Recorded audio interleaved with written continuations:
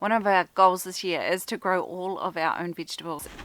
Hello my lovely humans. Today my phone told me that it is the time of year for me to start planting up my tunnel house for my winter produce. I figure if I'm lucky enough to have all this indoor sheltered space, it would seem really silly for me to leave it empty for the rest of the season once these warm weather crops have finished. Here we can't grow things like eggplants or tomatoes or peppers outside and get a reliable harvest. But what I can do is grow them in the tunnel house, and so we invested in getting quite a large one actually.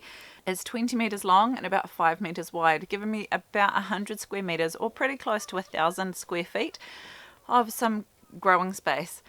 And I've tried to really make the best use of that as much as possible. And part of that is making sure I'm using it as much of the year as I possibly can. So what I have here is a bunch of seed packets that I'm going to be sowing in amongst my existing tomatoes. Luckily there's quite a bit of space in around the bottom of them. By the end of the season I trim a lot of the branches on the lower bits of the tomatoes to try and avoid the disease. Unfortunately this year my tomatoes on rotation have been on the wet side of the tunnel house and some of them have really struggled. So I am losing a few of them as we speak. They're slowly but surely dying, and they haven't had a huge amount of harvest off them. But to be quite frank, that's not the end of the world given my life is rather busy at the moment with a wee baby. I've managed to sneak out after dinner and have left him in with Dad and the boys, and so I can sneak away and get this planting done while it's not the heat of the day. I have got some Florence fennel, which we really like having in salads. I've got some carrots, I've got some cauliflower and a few other brassicas. I've got some broccoli, some cabbage, and cauliflower. And the other thing that we absolutely loved last winter was having some sugar snap peas in the tunnel house. They were such a highlight of salads during the deepest, darkest bits of winter. However, when I planted my peas and my carrots last year, I did take a note to myself in my diary to plant them 3 weeks earlier this season. So that is this weekend. I am hoping to overwinter some of these peppers in the ground. I managed it with these other two last year, or three. These other three last year, and the harvest I have got from them have been way earlier and significantly larger than any I have grown from seed this season.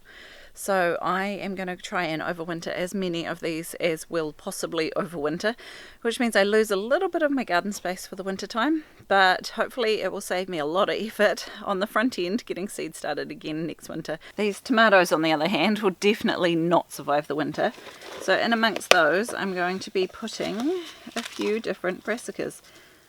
This one is cabbage, this one is some broccoli that my mum saved, and I don't know if you've found it yourself yet or not, but home saved seed grows so much better than bought seeds, and I did an experiment comparing them, which you can check out up here or up here, wherever it is. What I'm going to do is in between each of these tomato plants put a wee handful of seeds, and then once they've germinated I will whittle them down to just one. Seeds are really cheap, especially if you're saving them yourself, and it means you can choose the seedling that does the best. The upside to just poking them in the ground is you don't have to fluff around putting them in seedling trays and all that bottom watering and stuff, and the best plants are the ones that grow. What I am going to do, however, is sow them next to the drip tape near the drip emitters, because they're the ones where the water comes out, so I know that they're getting watered. And all I'm going to do is make a tiny wee hole and cover them over. And if these come up as seedlings, they will just grow in with the tomatoes, and they'll just share the space for the first couple of months. And then I just have to work my way along the line and make sure that everybody has some seeds put in amongst themselves. Ideally I would make the effort and remember to put some wee seed tags so I know what I've planted. The problem is I'm not sure if I have any more seed tags left, so I'm going to use this video as a reference to what I've put where. So this lot is broccoli. One of our goals this year is to grow all of our own vegetables, and last year we mostly managed it. I think the big difference was obviously I had a baby, so I was probably a bit slack in the garden, but I have done it in the past and I'm really keen to do it again this year. Part of that is of course growing year round, or storing stuff, preserving it however you want to do it. I have discovered that because we can grow pretty much year round using this tunnel house, that preserving stuff is way less of an issue, especially if we're eating seasonally. So I just make sure that we've got plenty of greens, plenty of broccoli, and the peas, they were really wonderful as well. Once these sweet potatoes or kumara come out, I plan on replacing them with some fast normal potatoes, so just some Jersey bennies or some kind of early crop that we should be able to get in here before the frost happens. We'll see how we go with timing of that. This is the first year I've given that one a try. But I think part of the trick is just to experiment and to keep really good records. I'm terrible at labeling the plants. I'm always like, no, I'll remember what I've put there, and I pretty much never remember. However, what I do is write it down in a calendar. I have a clipboard that I keep in here, which I'm a liar, it's not in here at the moment, it's down at the house. But I have a clipboard with the calendar printed out on it, and I write down when I've planted stuff and what bed it's in. And then when it comes time to harvest, if I notice that actually it should have gone in a bit earlier, or if the variety was bad, or if I had terrible germination, or any of those sorts of things, I add that in as a note. Or if it says to plant earlier, I'll go back on the calendar and write plant at this time. And this is the sort of thing that you just slowly but surely develop local knowledge for your specific garden and what you can grow and when you can grow it. I'm always really keen to try and push the boundaries of when stuff can be planted and where it can be planted. Traditionally we can't grow watermelon here, but I figure if no one's trying, then no one's going to find out. So I figure I might as well give it a try. And each year, if you save the seeds from them, the plants will become more and more resilient for your local area. And so these watermelons that I'm having success with are both seeds from a friend who in town has grown them in her tunnel house and has kept the seeds from them. This is the first season I've ever managed to get fruit on watermelons. And I've got a few different ones. I can't remember what that one is. It is Candy stripe watermelon. Here we have a big old sugar baby. There's another one down here that seems to be doing okay as well. I find one of the biggest challenges is remembering just how big plants grow, especially brassicas. Cabbages can grow absolutely massive if you give them nutrition and the space they need. So I have to remember to space my seeds out because the seeds are so tiny, to remember that they're going to grow so massive, and to make sure I don't plant them in too close together, because the closer they are, the more stunted they're more likely to be. This is the patch where the ground is just too wet and the tomatoes are really struggling. So what I'm going to do is loosen up the soil a wee bit just by basically smashing it up with my garden trowel for a wee bit. And then I'm going to sow some seeds. I think I've pretty much given up on the tomatoes that are growing in here. I'm just going to let them ripen and then I'm going to pull the plants.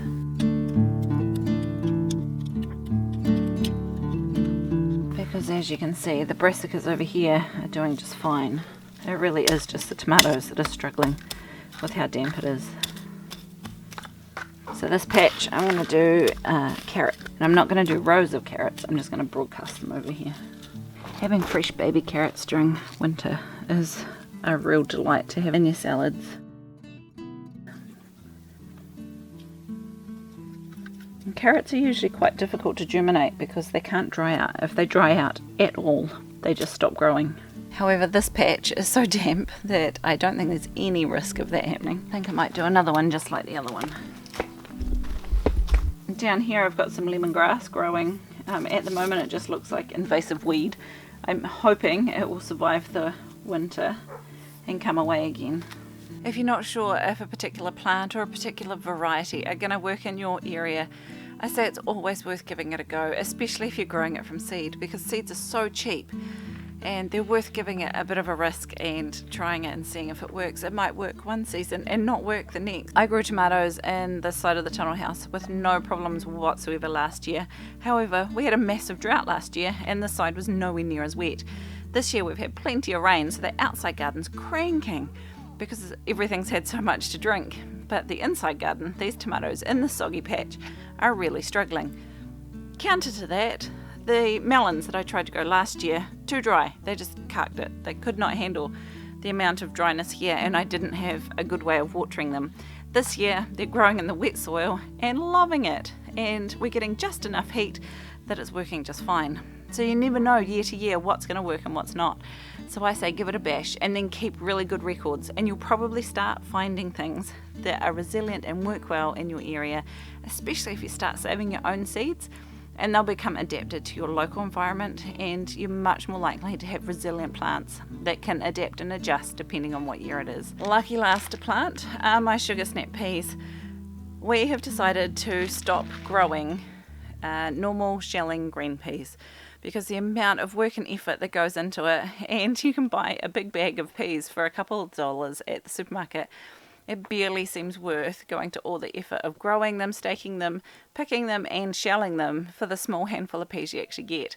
However, growing sugar snaps where you can eat the whole pod, excuse my dirty fingers, that can eat the whole pod. The whole family loves them. They're super sweet, super juicy, such a treat. And there's no having to bother shelling them. You can just eat them straight off the vine. These particular ones are dwarfs, so I don't even have to stake them. So safe to say they've become a massive hit for us and our family. My plan is to plant a few rows in here, and then later, probably in about a month, plant some more in the garden behind me. These are seeds that we saved from last winter. All you do is leave a few pods on the vine to ripen so that they go nice and dry and crispy, and then you keep the peas out of them. I set these in a tray on the windowsill for probably a couple of weeks. Just to make sure they're well and truly dry before sticking them in here. And I kept the actual packet from the original lot, so I know exactly what they are.